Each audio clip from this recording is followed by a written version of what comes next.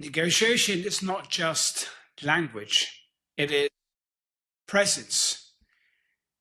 It is the shape of the man across the table and what that shape signals before a word spoken, before the pitch deck, before the handshake. The room has already made a decision about you. Not a judgment, a reading. Fast, involuntary, accurate. You've sat across from men who had it. You knew 30 seconds, not because of what they said, because of what they were. The weight of them, the stillness, the sense that everything visible was the same thing as everything true. No gap. The question is what the room feels when you walk through the door. This is Iron Suits, where strength wears a crown. I am Marwan Killu. This is about how much authority you lose before negotiation even begins. You're not a man who ignores perception. You engineered your company's brand. You're obsessed over how the proposal looks before a client reads a word. You know that the signal precedes substance. And then you stand up, button your jacket, walk into the room. You pull the jacket down at the front, check the cuff, just one, a half-second reset, private. Nobody sees it, everybody feels it. And you become the signal. Not the CEO, not the track record, not the brand. You. The physical man, the body. The variable you've spent the least time managing, the one being assessed right now most rapidly. A man who looks like he holds a standard, or a man who looks like he held one. A man whose presence generates authority, or one who arrives and announces it. A man who looks like the version that built the company, or the version living off what the company built. The room makes the call. Rather, the room makes that call. Without your effort, without a second chance. You don't lose presence, you leak it. In 1,000 small decisions you stopped making, each adjustment felt like maturity, compounded. It declined with better vocabulary. One day you walk into a room and something is different. Not in the room, in how the room receives. I know exactly what you're thinking. The people who matter know my track record. My reputation will before I don't need to look a certain way to be taken seriously. Let's slow that down. In your existing network, mostly true. But here's where it breaks. Every new room is a blank slate. Every new investor, every acquisition conversation, every partnership where the other side is deciding quite quickly how much authority to assign before the first agenda item. They're not reading your reputation. They are reading the man in front of them. He speaks slightly longer than the point required, adds context that wasn't asked for, fills the silence that should have been left, closing the gap with words instead of presence. You've done it. You didn't call it that. Of course you didn't. If your first instinct right now is, I'll address this when the next deal closes, this episode is not for you. Later, when, after, that's a mechanism being described. Come back when you're ready to be precise. Familiarity, not authority. They feel identical inside the room already won. Entirely different the moment you enter one you haven't. Reputation tells people who you were. Presence tells them who you are. At some point, the offset runs out. The question is how far along you already are. This is where men in your position make a specific mistake. They conflate familiarity with authority. Your office, people respond. Your boardroom, people move forward. Your team, they execute.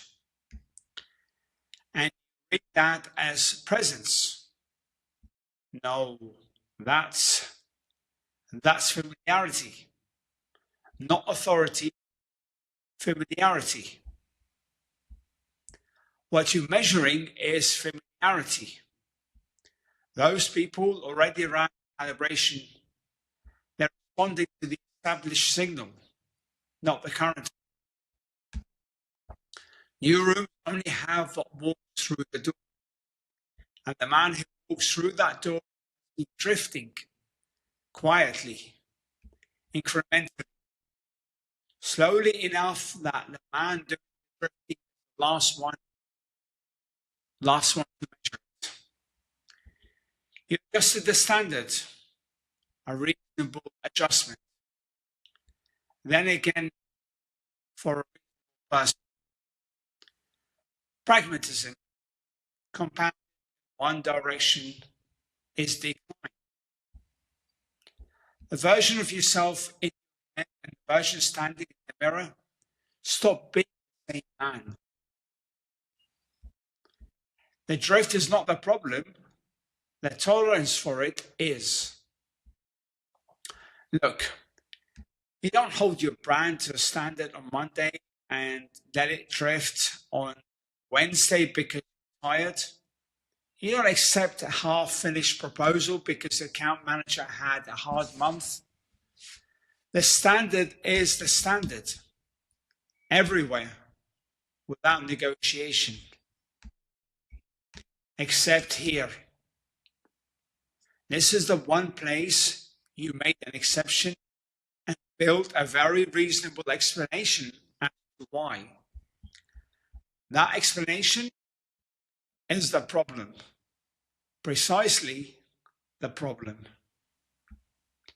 A standard without exception isn't a standard, it's a preference. A standard with exception isn't a standard, it's a preference. There's a response for me right now. I want to name it before you. I built a company worth 8 figures. I operate at a level most men can't comprehend. I've earned some slack.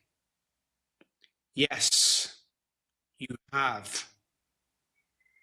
And that sentence is the most expensive thing you own.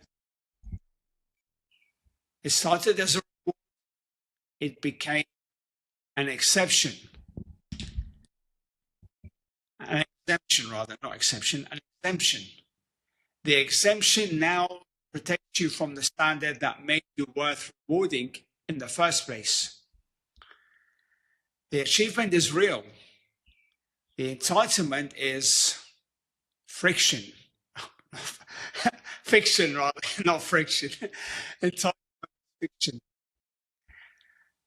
Now, the one with actually doesn't know your achievement.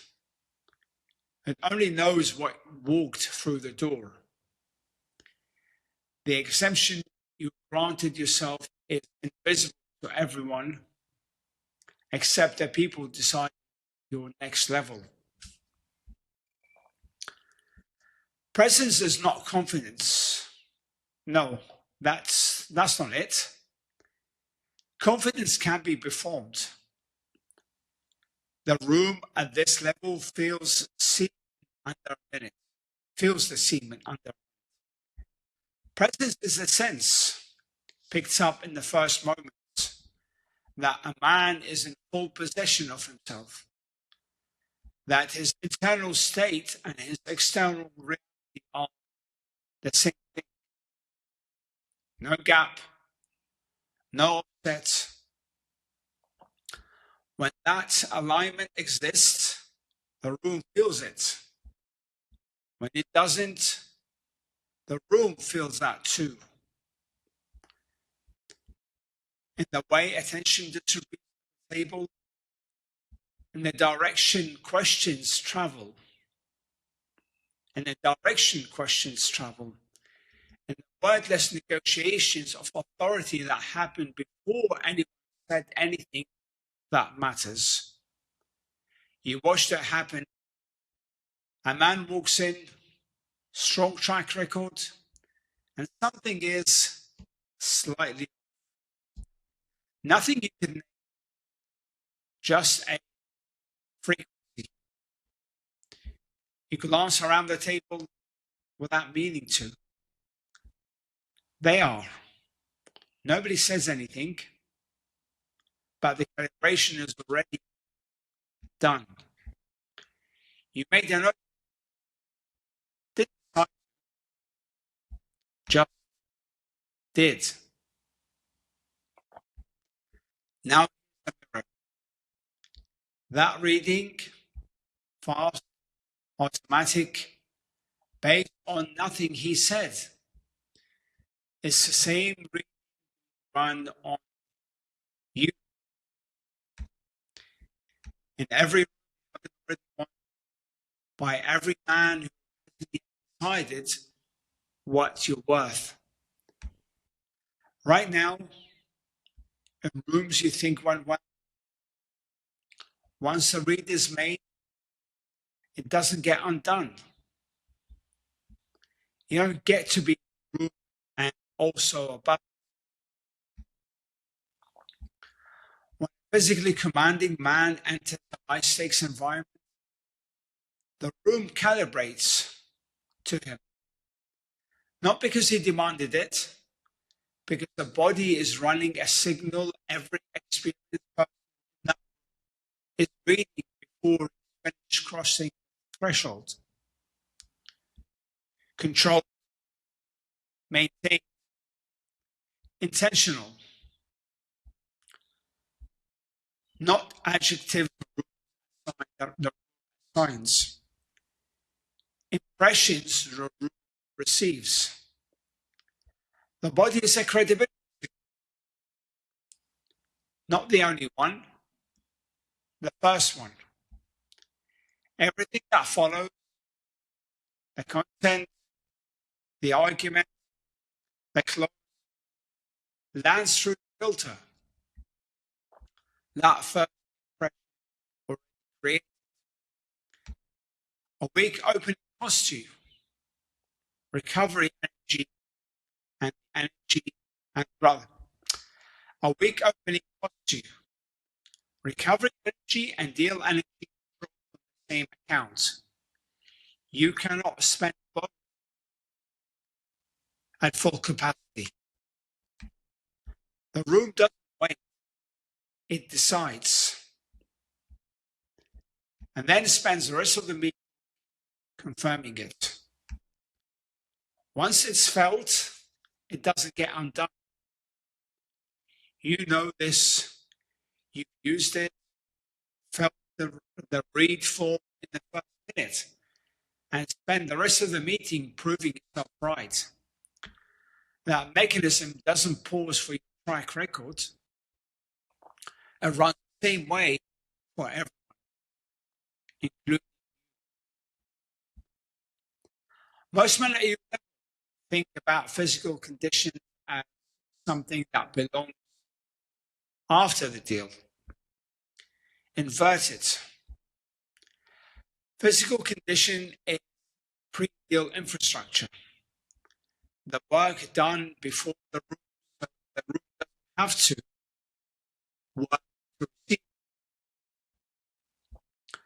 The man who arrives with full physical authority doesn't spend the first 10 minutes recovering ground the body already surrendered.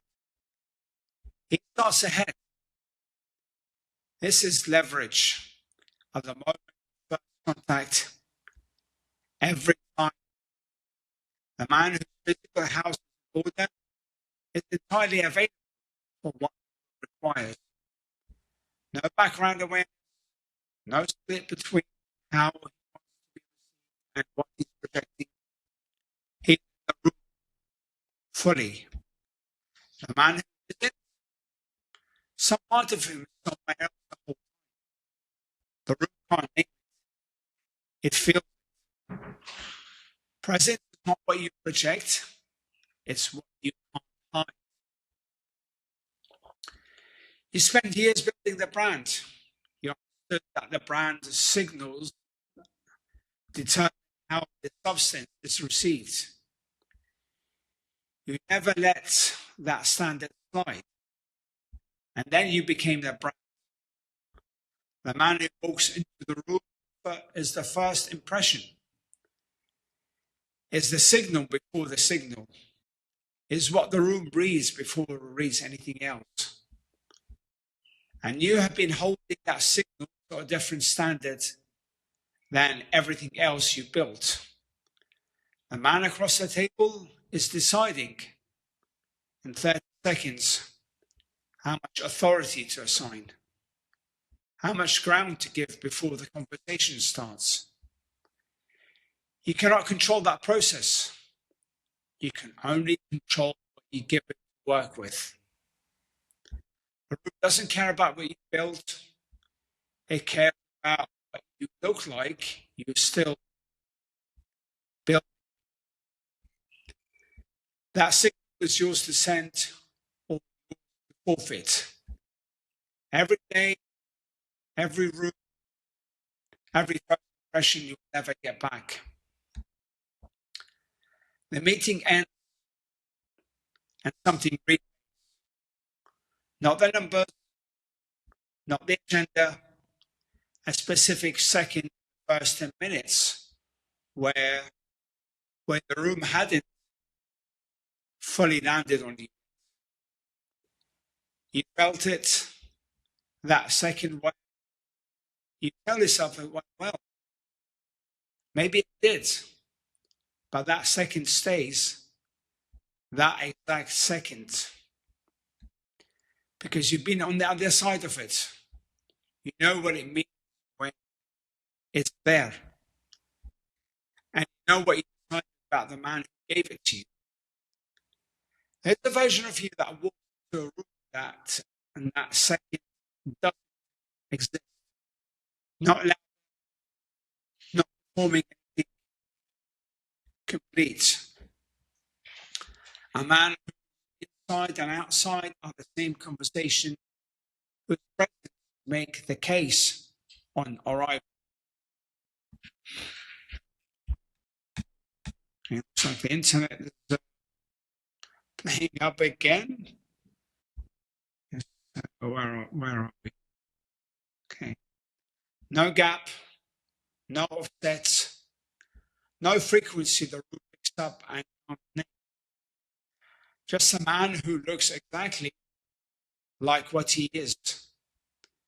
That's not a gift.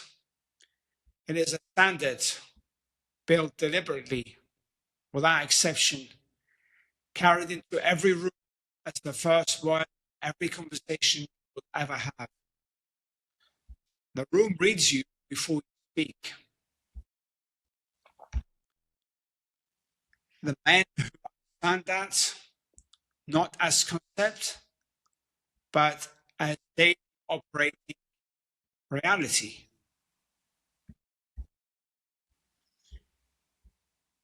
Those men don't walk in hoping, they walk in deciding. They walk in decided, rather.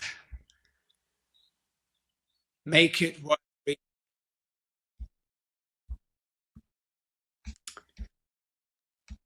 And that's all I've got for today. If this episode hit a nerve, then make sure you share it with another who's a bit soft. And make sure you follow me on my socials. On Facebook under Marwan Killu, LinkedIn Marwan Fitness, and YouTube. You can watch this on YouTube under Marwan Killu. And finally, make sure that you subscribe to the episode. Make sure you subscribe to the episode so you get notification when the episode goes live.